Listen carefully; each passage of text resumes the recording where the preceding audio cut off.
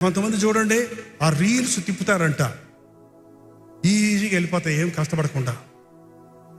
ఉప్పు, కారం, పసుపు, తీపి, వగరు అన్నీ వస్తాయి అందులో, చేదు.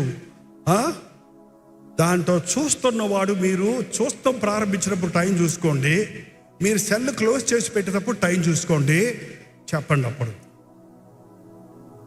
2 చూసి మానేద్దాం అనుకున్నారు, 3 చూసి గొద్దులే అనుకున్నారు, చాలాసేపు నుంచి చూస్తున్నాను మానేయాలి అనుకుంటూనే ఉన్నారు మనసులో.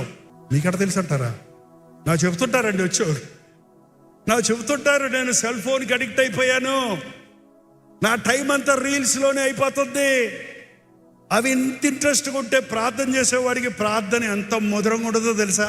You will be connected to heaven. పరలోకానికి నువ్వు కనెక్ట్ అయినప్పుడు భూలోకం మర్చిపోతావు, గడియారం మర్చిపోతావు.